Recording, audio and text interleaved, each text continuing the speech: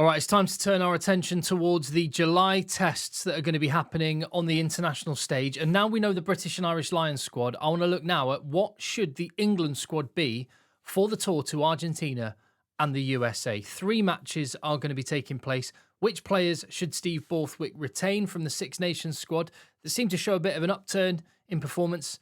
And what's the new blood that has been playing really well in the Premiership that deserves to be on the plane and get a bit of experience? Maybe the next Henry Pollock. Well, let's have a look at it. Leave me your thoughts in the comments down below. I'll be doing this for the other countries as the July tests get a little bit closer. The international rugby will be here before you know it.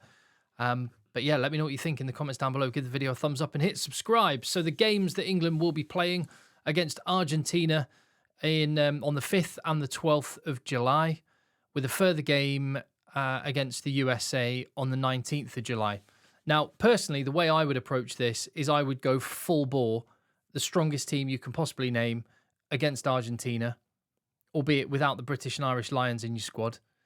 And then I would give a load of experience to some new faces in the match against the USA. And for that reason, I think there needs to be a little bit of a balance between new blood and old. And just to put it in perspective, why I would take that approach in the Argentina test matches, well, the draw for the Rugby World Cup is going to take place, I think it's towards the end of this year.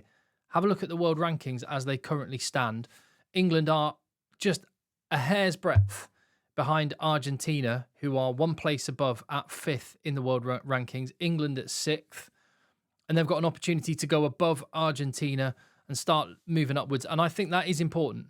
And in any case, just beating a top-tier international side is going to be really significant. And Argentina are going to be pretty much at full strength, aren't they? They don't have a British and Irish Lions tour, which is going to take players away. They may give some a little bit of a rest. They may try out some new faces, but generally, I think they're going to want to beat England on home soil for the same reason.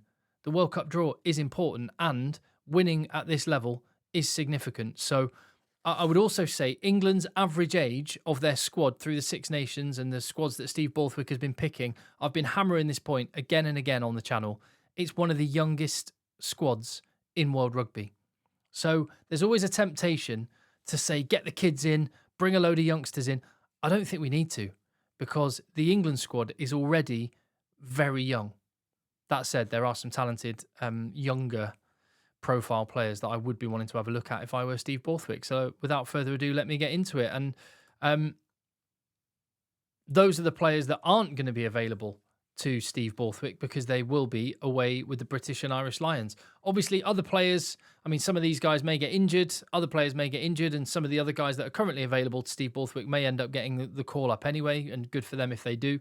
But in the forward pack, you've got Ellis Genge, Luke Cowan-Dickie in the front row, you've got Ollie Chessum in the second row, Tom Curry and Ben Earl in the back row, and Henry Pollock as well, of course. I miss Maro Itoje, Will Stewart. So you've got a significant 1, 2, 3, 4, 5, 6, 7. Yeah, you could almost a full pack you could make out of the forwards that aren't there. And in the back line, Alex Mitchell, Finn Smith, Marcus Smith, Elliot Daly and Tommy Freeman. So 13 players. England have had a pretty good return, bearing in mind what people were projecting they would have in the Lions squad a year ago. They've recovered and done better. And also worth just reminding ourselves, there are a couple of players that are out injured. Ollie Lawrence and George Martin don't look like they'll be available to go on that tour, and they would have been in Lions contention had they been fit. There are a couple of players that were regulars in the England squad that might be touch and go for the tour. I'm going to assume that George Furbank and Emmanuel Faye-Waboso will be back and available for the summer tour. And Richard Wigglesworth, finally, will be away with the British and Irish Lions. And England have already acted upon that with Lee Blackett from Bath, the attack coach, and Byron McGuigan, the defence coach from Sale Sharks, both being brought into the England camp. Both really, really good coaches who've done a great job in the Premiership this season.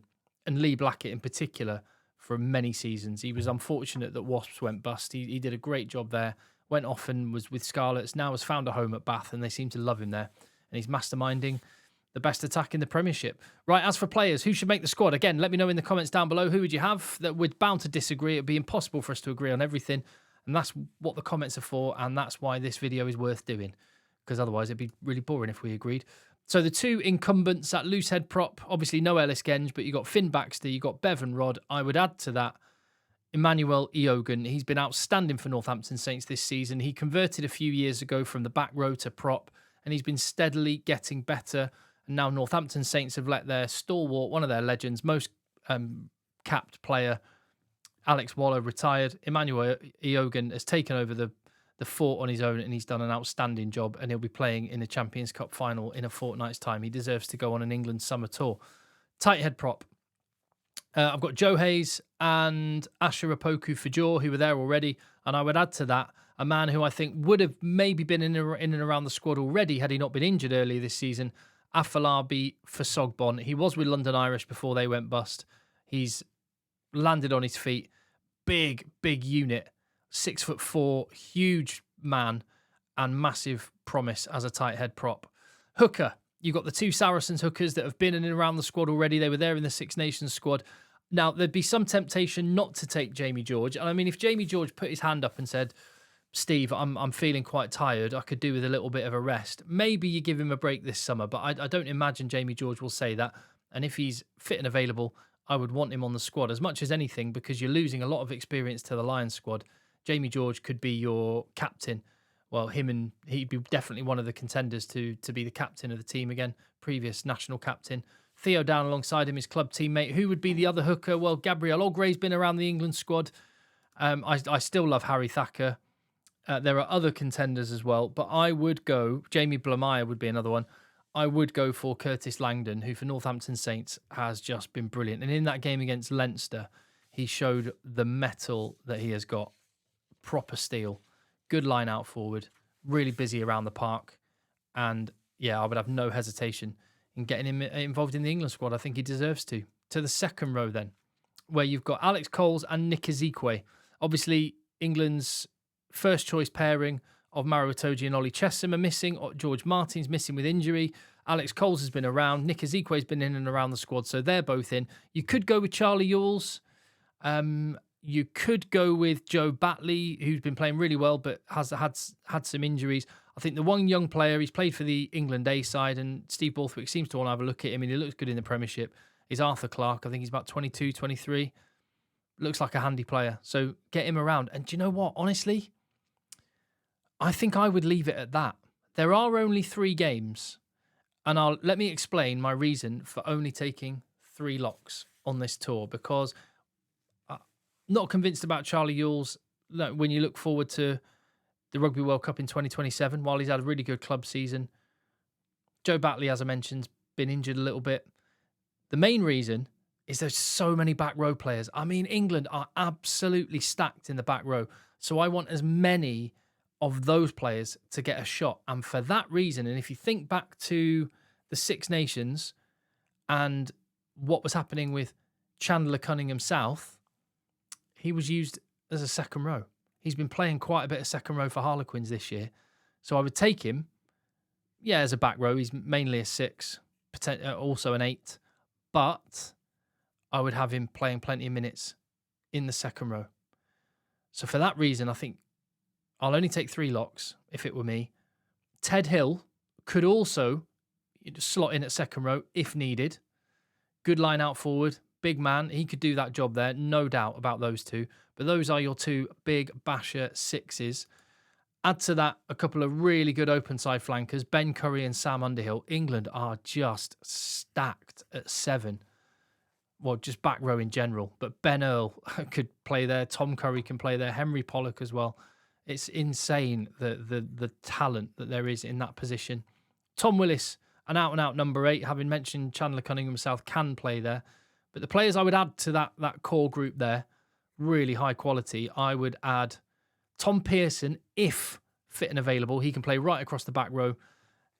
Just needs to have a good run of fitness, and I think he'll be right back in the reckoning. Greg Fissel out, if you want an out-and-out 8. Really like him as an athletic forward. Now, if Pearson isn't available, or maybe anyway, I would pick one of Guy Pepper or Emeka Ilioni, or maybe you don't take Fissel out and you take Ilioni or Pepper. Depends on what the composition you want is, but those are the contenders. That's what I would go with. As for scrum half, quite easy here. Randall and Van Portfleet are the 2 that were involved in the Six Nations squad. Ben Spencer doesn't seem to be fancied. So thinking forward to Rugby World Cup 2027, he looks like he's off the radar.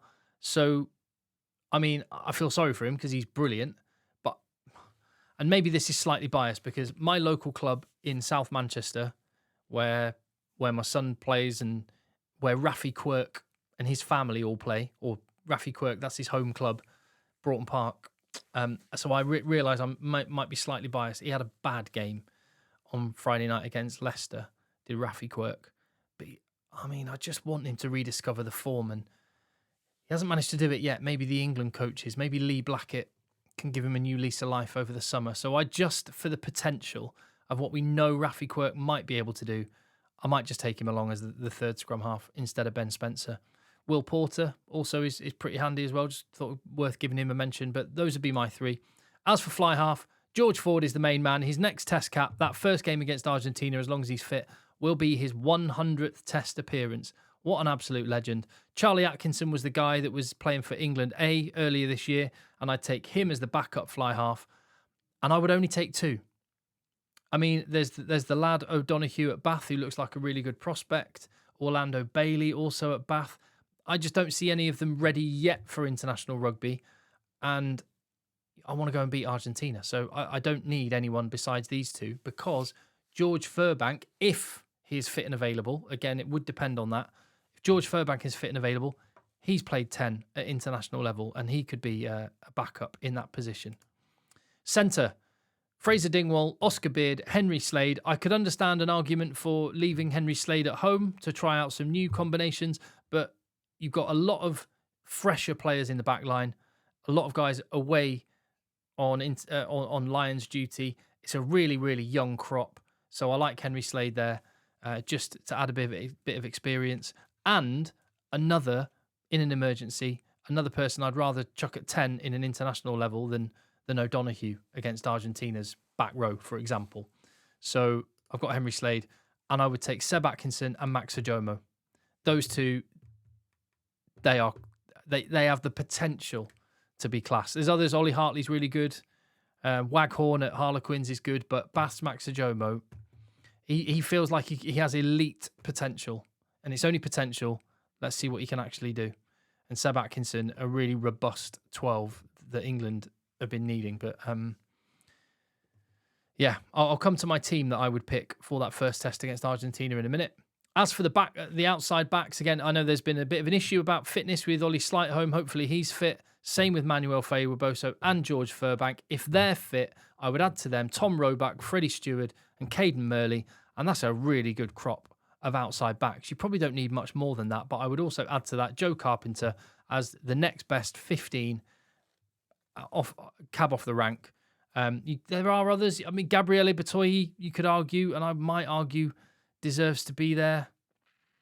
Who else?